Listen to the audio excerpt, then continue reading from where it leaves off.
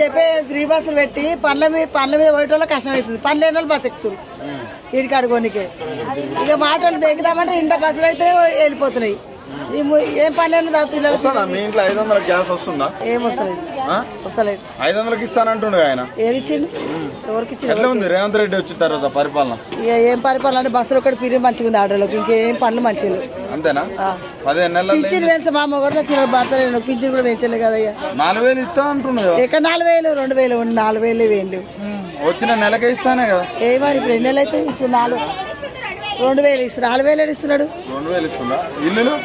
ఇల్లు లేవు బొల్లు, మాకైతే ఏం లేదు, ఇల్లు లేదు ఏం లేదు.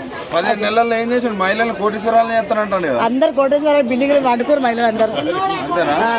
ఉన్నోడికే కోటేశ్వరం చేస్తున్నాడు, లేనోడికే చేస్తున్నాడు. మళ్ళీ వేస్తారా ఓట్లు? మళ్ళీ వేస్తారా? ఇక మళ్ళీ ఏమేస్తారు ఇప్పుడు అన్నయ్య అన్ని పనులు చేస్తే 60 వేస్తారు. భూములకు డబ్బులు పడతానే?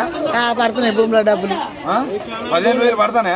15,000 పడుతాయి, 50,000 పడుతున్నాయి. 50,000 పడుతున్నాయి. ఏడు పడుతున్నాయి. అంతేనా? మహిళలకు తులం బంగారం ఇచ్చి 4 తులాలు. అంతేనా? 2500 ఇస్తాను. 500 లేవు, 20 పైసలు ఒక బస్సులో పిరియా చేసిండు. అది ఎట్లుంది మరి? అదన్నా మంచిగా ఉందా? నాకు మంచిగా లేదు. ఎక్కుదామంటే 2 మంది ఈ ఆడపిల్లలు కాలేజీకి పోదామంటే ఉంటే పనికి వాళ్ళు ఎక్కుతారు బస్సులు. ఆడపిల్లలు కాలేజీ పోతాను స్కూటర్లు కొనిస్తా అన్నాడు కదా. కొనిచ్చాడు స్కూటర్లు. ఎంతమంది స్కూటర్లు కొనిస్తాడు? స్కూటర్ల టైంలో కాలేజీ ఫీజుకి మనం కాలేజీ చదువుకున్న వాళ్ళకి జాబులు ఇవ్వమను. మస్తు మంది పిల్లలు చదువుకున్న వాళ్ళు.